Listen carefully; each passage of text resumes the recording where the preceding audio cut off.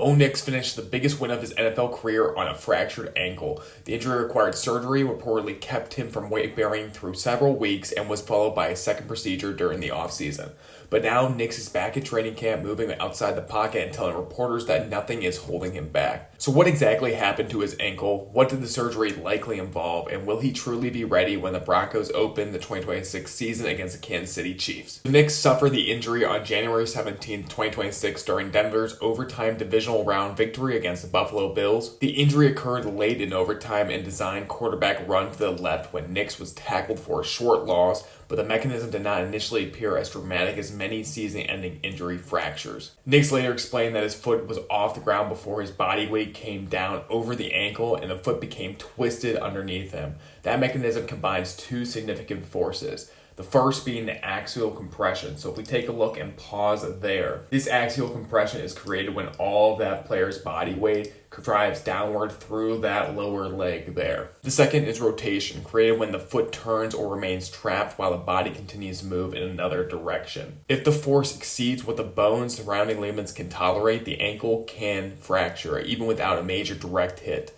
Nix was able to remain in the game for the final plays, helping Denver set up the game-winning field goal. However, imaging after the game revealed the fracture, immediately ruling him out of the AFC Championship game. The ankle is primarily formed by three bones. We have first the tibia, which is the largest of the three bones seen here. Its inner portion forms the medial malleolus, which is the most prominent bone on the inside of the ankle. The fibula sits on the outside of the lower leg and forms the lateral malleolus. And then we do have the talus seen here, which sits underneath the tibia and fibula, creating the main ankle joint. Together, these three bones form a socket known as the ankle mortise. The ankle is also stabilized by several ligaments. First are the lateral ankle ligaments that help resist the excessive inversion force. These three ligaments here, the anterior talofibular ligament, the calcaneofibular ligament, and posterior talofibular ligament, all are seen right here on the lateral side of the ankle. Now if we move more immediately, we do have this thick band of ligaments here, which is called your deltoid ligaments, which help with excessive amount of eversion. A twisting ankle fracture can potentially involve one or more of these bones, and more severe patterns may also damage the syndesmosis or surrounding cartilage. Again, we do not know much about the structures Nix fractured or whether any ligaments were injured. The fact that he required surgery, however, suggests that the medical team wanted to restore or protect the alignment and stability of the ankle. Nix underwent surgery on January 20th in Birmingham, Alabama with a foot-ankle specialist. When an ankle fracture is displaced or considered unstable, surgeons commonly use a procedure called open reduction and internal fixation. Open reduction means restoring the fractured bone to its proper position, and then internal fixation means stabilizing it with hardware such as screws or plate while the bone heals. That is a typical approach, but Nix's exact surgery procedure and hardware has not been publicly released. Early reports indicated that he would avoid weight bearing for at least 4 weeks and could require approximately 12 weeks before returning to significant activity. Nix also said that he expected the bone itself to heal sufficiently for him to begin training in approximately 4 to 6 weeks. Those timelines are not necessarily contradictory.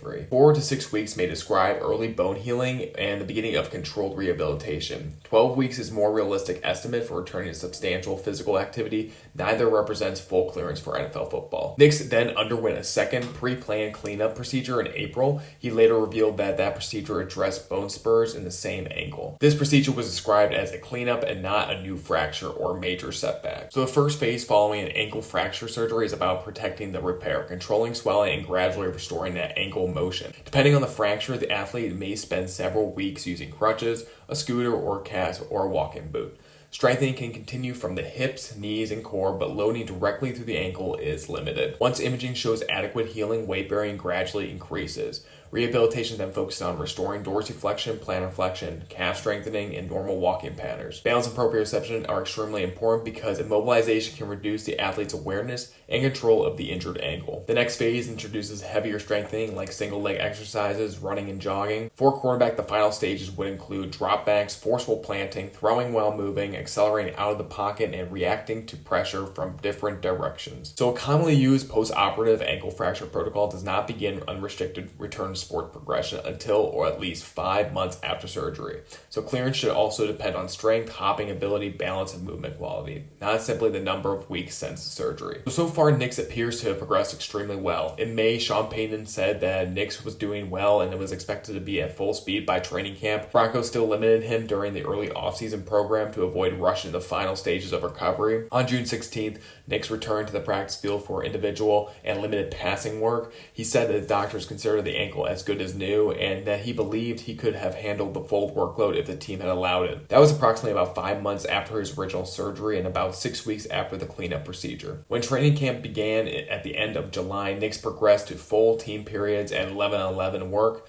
More importantly, the Broncos were not simply keeping him stationary in the pocket. Reports describe Nix escaping pressure, extending plays, throwing on the move, and completing the passes downfield. On August 1st, Nix said that he felt normal again and that nothing was holding him back. He also made it clear that he had no intentions of removing mobility from his game. Biggest potential concerns following an ankle fracture are residual stiffness, loss of dorsiflexion, calf weakness, swelling after heavy workloads, and decreased confidence when cutting or planning. He is participating in training camp, taking full team repetitions, and showing that mobility that has been such an important part of his game. So will Bo Nix be ready for week 1? Based on everything currently available, the answer is yes. Bo Nix should be ready to start 2026 NFL season. Denver opens against Kansas City Chiefs on Monday night, September 14th. By that point, Nix will be nearly 8 months removed from his original surgery and more than 4 months removed from the follow-up cleanup. He is already practicing without reported restrictions. His movement has returned, and neither Nix nor the Broncos has indicated that week 1 availability is in doubt. Barring a new injury or unexpected setback, I would expect Nix to start against Kansas City Chiefs and operate the complete Broncos offense, including designed runs and plays outside the pocket. The big question is no longer whether the ankle will be healed, is whether that Nix can remain healthy throughout the full NFL season and continue building on the year in which he threw for more than 3,900 yards, led Denver to 14 wins, and delivered the franchise's first playoff victory in a decade. Hope you guys enjoyed this video. Let me know if you have any questions or comments down below, and thank you so much for watching.